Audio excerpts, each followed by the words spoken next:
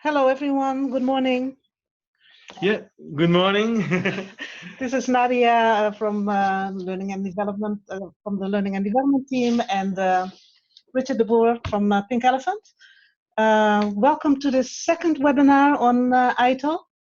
And today we're going to talk about the transition to from ITIL3 to ITIL4. But I'm quickly going to hand over to Richard to tell you more about that. Very good. Thank you again, Nadia. Last time we spoke on Friday, last Friday, and we discussed something about, okay, what's happening in the world of ITSM and what role does ITIL4 plays. And one of the things that we came up with, and one of the things that we discussed was what is the curriculum that we're offering to Géant. And there were two routes. We started off with why ITIL4. There was the webinar. If you did not see it yet or did not listen to it yet, it's possible to look it in the rewind. So it is available for you guys. This is where we discuss what is ITIL and what does it mean within the world of IT service management. We saw that there are two different routes. One of them was that you do the whole training path as agreed, that you start off with ITIL4 Foundation, then you have the possibilities to do the specialist trainings. Another path is this starts out with this webinar we're talking about right now, is where you already have enough credits, or you do have enough experience in ITILv3 and you want to transition it quickly to ITIL4. So what are the things we're discussing today? ITIL3 or ITIL4, what happened? What is the difference between them? The qualification schemes. We're going to talk about the different specialist trainings, and especially we're going to focus on the managing professional transition. Again, have a close look at the curriculum we offer at Géant. And if there are any questions, please don't hesitate or don't wait until the end. You can just ask a question by typing it in the chat box, and we will respond to it as quickly as possible. So to start off with, ITILv3 or ITIL4, what's the main difference?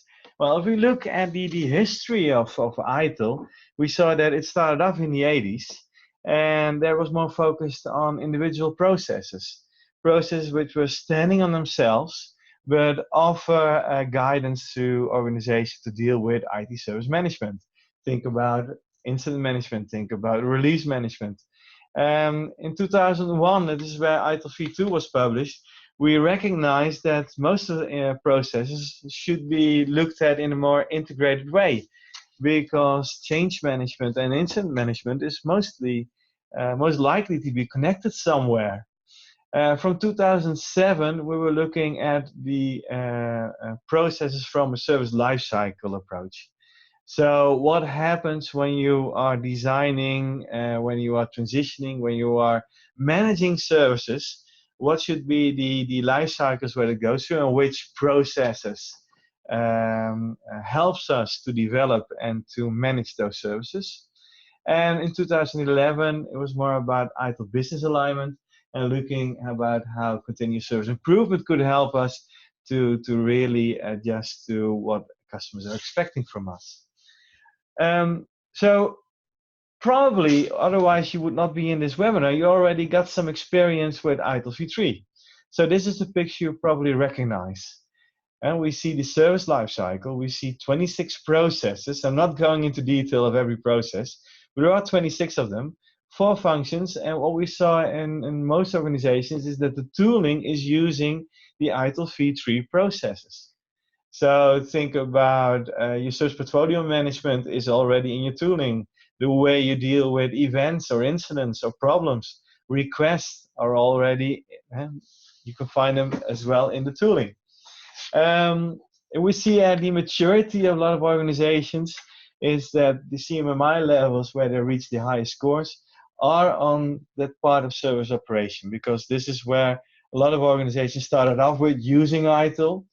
To be fairly honest, I've never seen an organization that implemented all 26 of all the processes. But what we saw was that reasonably high maturity on the operations processes and on change management.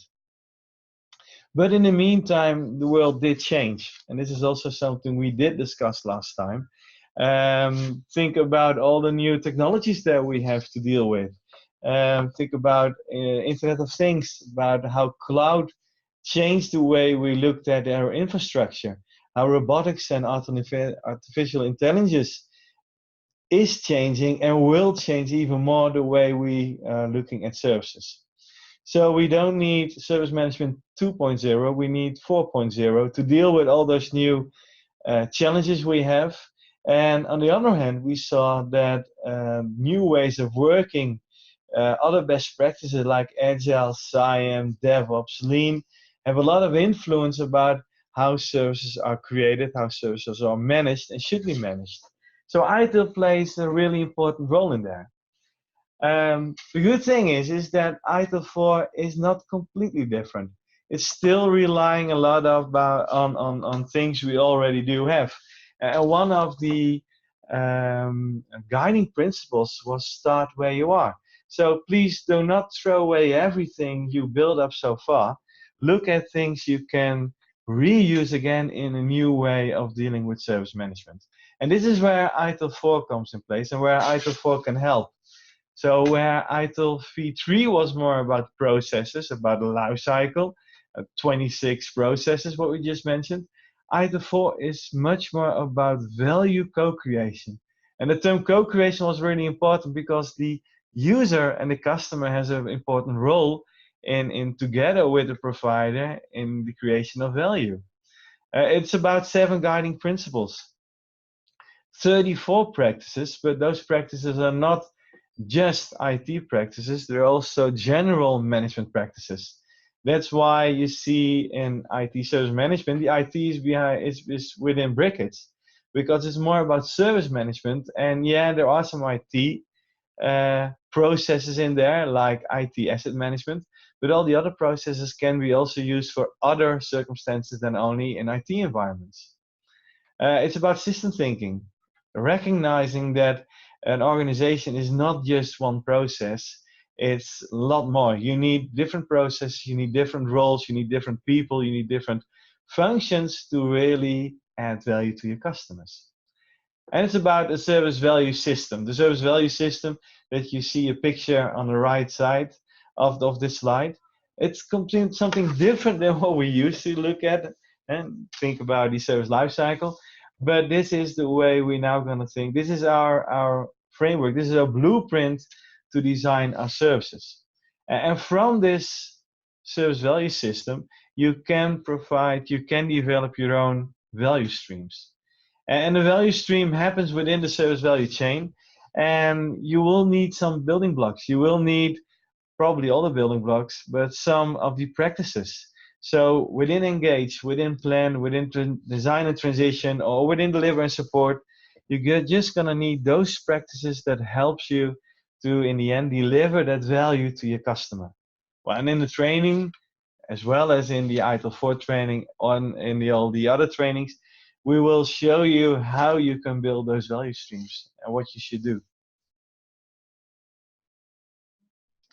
Another thing is the ITIL4 qualification, the scheme. The scheme itself is, this is a picture. What you see is that it all starts with ITIL Foundation. And then we have 2 designations. We have the Managing Professional designation and the Strategic Leader designation.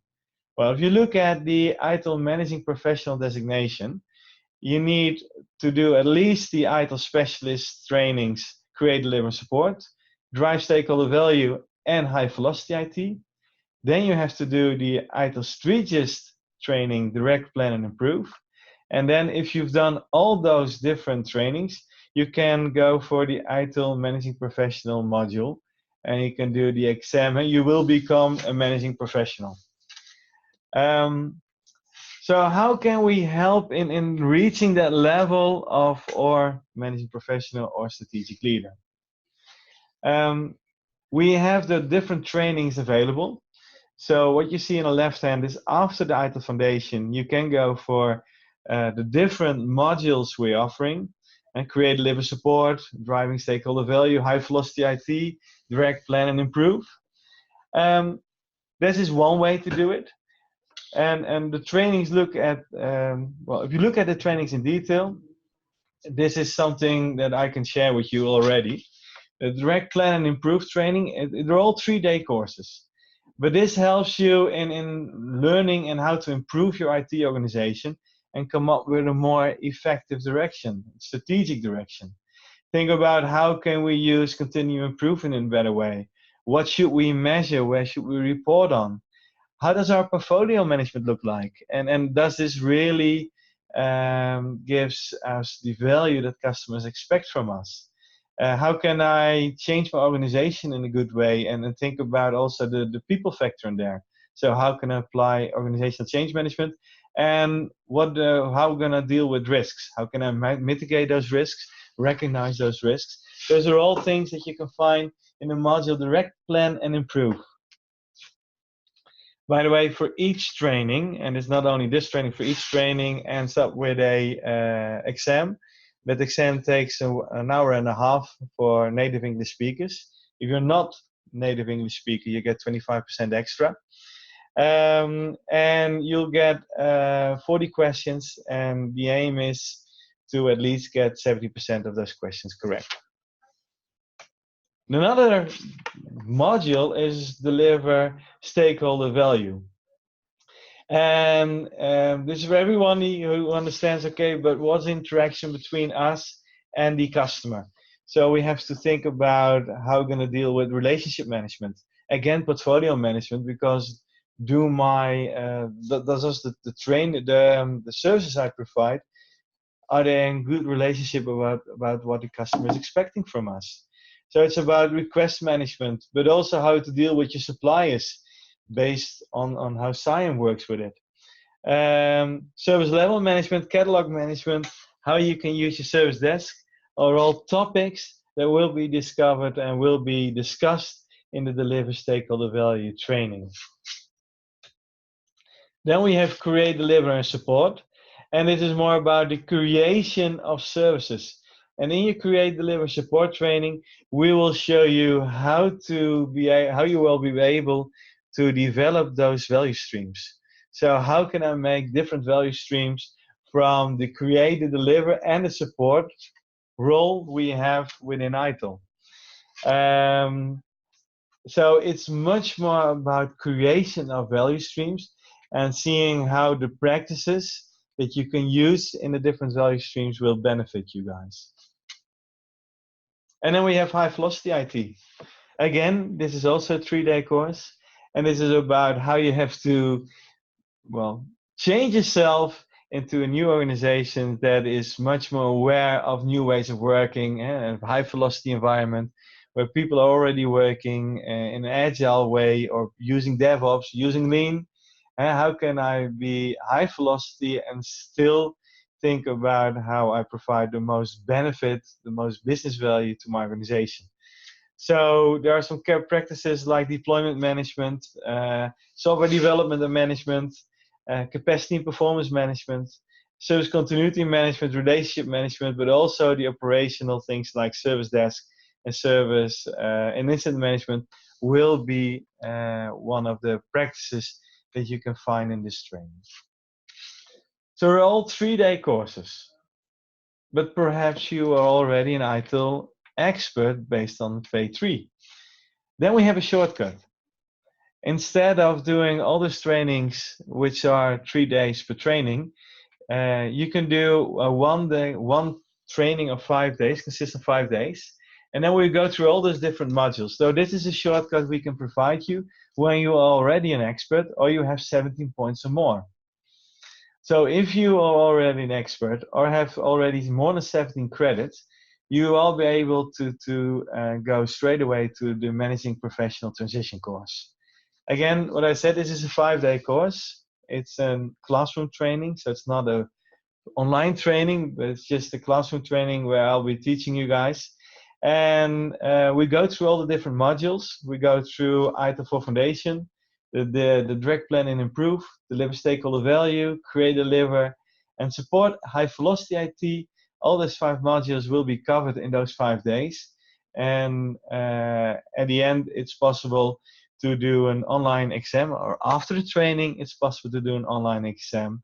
And this is 40 questions where you have an hour plus 25% if you're a non-native English speaker to pass your exam. So this is a shortcut, and it means that you go straight away in becoming the, well, expert and the managing professional for ITIL4. So there are different scenarios. If you're already an expert on ITILv3 or you have more than 17 credits, I would suggest, I would advise you to book the training Managing Professional Transition. If you already are an expert, or you have some trainings you already followed on an ITIL4, but it's just above 10, I would suggest that you keep on develop yourself on ITIL4 via the life cycle of capability e-learnings we can provide. And if you have less than 10 credits, I would suggest that you just start off with ITIL4 Foundation and build your knowledge up in the way it's supposed to be doing, and like the left side of the curriculum we showed you earlier on. So how do I know if I have enough credits? I've done some trainings, but I'm not sure how many credits I have. Well, if you've already done the ITIL, this is the ITIL4 qualification scheme. If you've already done the ITIL Foundation, you got 2 points. And if you've done other trainings, then it depending if you did a life cycle capability training, a life cycle intermediate training, or the capability intermediate training. The life cycle modules were service strategy, service design, service transition, service operation, and CSI, continuous service improvement. If you've done one of these 5 trainings, you got 3 points per training. If you did a capability module, like operational support analysis or release control and validation, plan, protect, and optimize, and service offerings and agreements, then you could get 4 points per training. So add those points up. If you're an expert, you already did the managing across the life cycle training, that adds up from 17 to 22 points.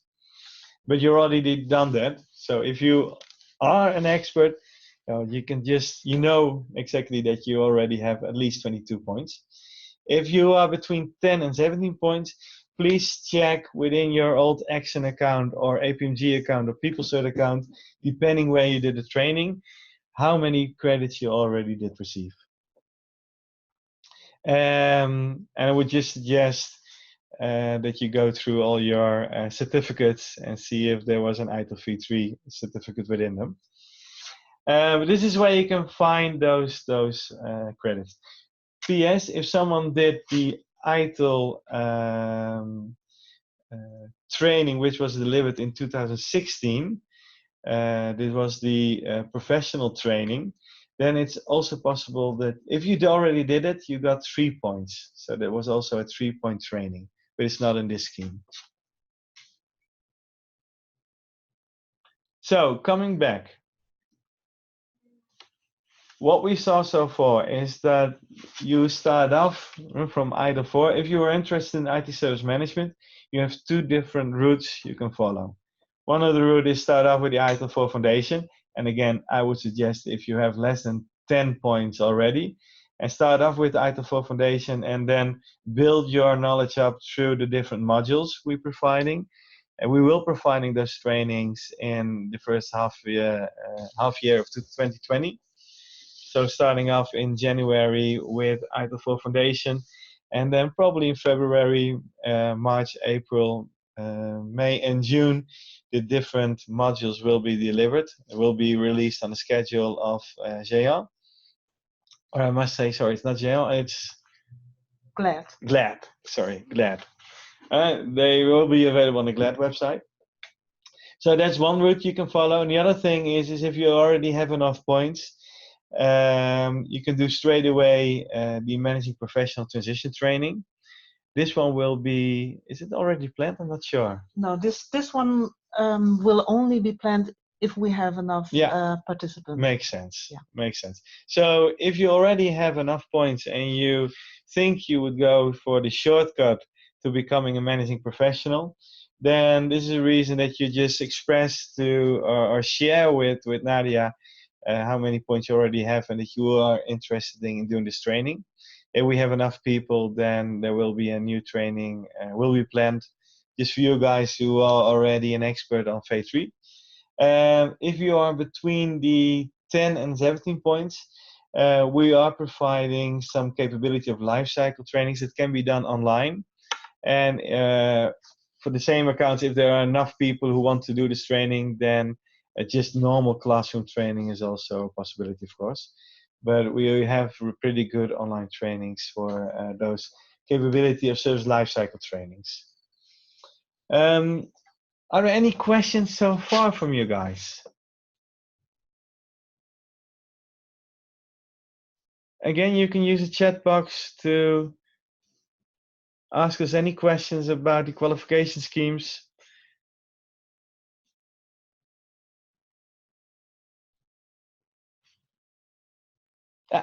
Hi, Matthews. Hi, can I ask a question? Yes, please. Hi, good morning, Richard. I work with Nadia. I'm in the learning development team. I just want to clarify for myself, really. So if I already have between 10 and 17 points, haven't done ITIL3, yeah, right? So what can I? So the recommendation is to continue with version 3. Yeah, that's correct. You know, if you are that close to getting 17 points, it's a recommendation. It's also regarding to the effort you have to put in to become again a managing professional. You can do the normal way, and then you have to go through the ITIL4 foundations and all the other trainings to become a managing professional. So that's 12, 14 days in total. Or you can just think, oh, hey, I just have to get like 3 more points. Let's go back to that slide. So, for instance, you already have 14 points. You can choose to do a service strategy, continuous service improvement training. Then you will come to 17 points. And that gives you, that allows you to do the shortcut training to become a managing professional straight away in that 5-day course we can offer. So yes, if you have more than 10 points, if you look at the investment, what time you have to take, it's wiser to just add a few more points from your V3 curriculum and then go straight away to the managing professional training, the transition module. Yeah, thank you, Richard. Yeah, thank you very much. But just wondering, how many points did you have and what training would you like to do? No, I personally don't, because I work with Nadia in learning development, but because we do get inquiries from people, I just wanted to clarify for my own benefit. Oh, great, good question. And I think a lot of people have the same question, so it's good that you came up and answered and questioned it. Yeah, very good. Yeah, so essentially comes to the boils down to the number of points that people already have. Yeah. If it's around 10, well, below 17, then really it maybe make sense to go down the ITIL4 route. But yeah. if it's coming closer to 17, it makes sense to do some more modules in version 3 to build up the number of points, and then do that kind of a shortcut course. Yeah. To kind of bridge over to ITIL4 and qualify as a managing professional. You did a great summary. Thank you for that. Thank you, Richard. It's just important for me to talk it through with you present, so I know I get sort of assurance that I understand the process correctly. Yeah, it's correct. Thank you. Great question. Are there any more questions? People about the different trainings we are providing, the different routes we can offer you, perhaps trainings you did so far? So Marina speaking here.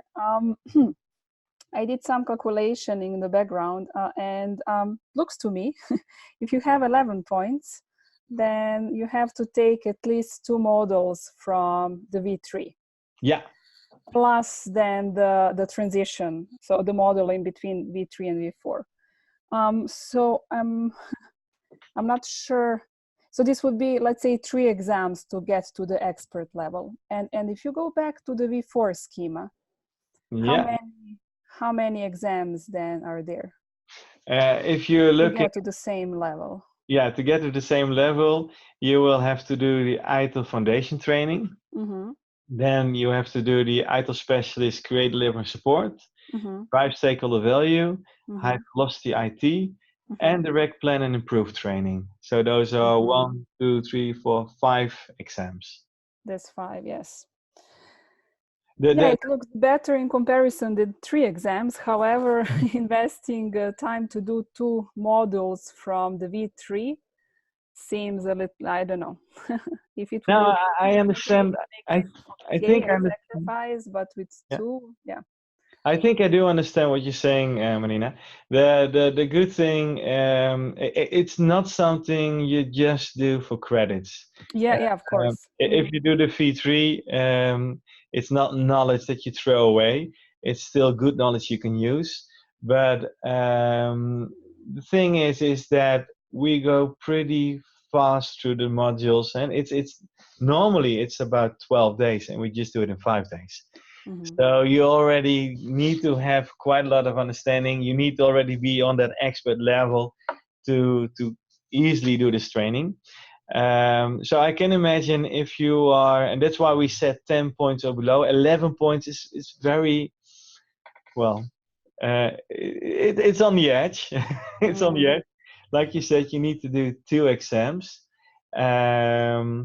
If you start off with the ITIL Foundation training, then you'll get a good solid understanding about ITIL4. So this is also something you can recognize.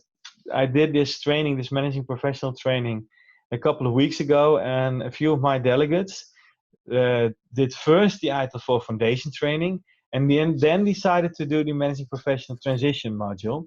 So they were already experts, but still decided to do first the ITIL4 Foundation to really get that strong foundation from ITIL.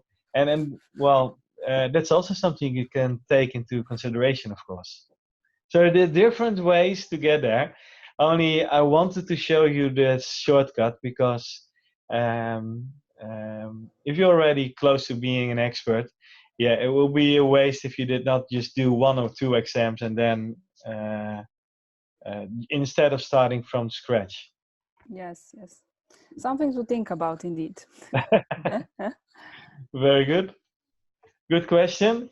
So it's up to you guys what you would like to do. I would want to point out also that Marslander simulation game that will be in the curriculum of Jehan trainings to make it more practical. So it's not only about the training itself we can deliver, but also the Marslander game that makes it a quite exciting time for us and also for Joy, I hope, to together explore what are the possibilities for ITIL4 within your organization. So if there are any more questions, don't hesitate. Yeah. I have one more, just very quick question. Just thinking about the question that Marina asked, and it occurred to me that many people may have may kind of benefit from getting that kind of personalized advice, depending upon, just to clarify for themselves, number of points is, yes, it's one thing, but then people will have different priorities in terms of professional and work priorities, and may consider, just for them to be aware that there are different options. What do you suggest the best way for us at the GLAD team to handle this request? Is it okay to direct people to you, for you to have a direct conversation? Because obviously there will be lots of maybe detail involved, and we just kept in the loop. Will it be okay to do that, you think? It's probably the question to both Nadia and you, Richard. Yeah, no, a good question. I must admit that my availability is not always 100%, but what I would suggest is that If there is anyone within who has a question, raise that question firstly to Nadia. And then if it's of course when possible, it's always good to have a personalized advice, and we can be helping those people out with questions. But I would really ask you guys to first ask a question to Nadia and into yourself. And if there are any more other questions, then of course we are very close by in the sideline to help you out.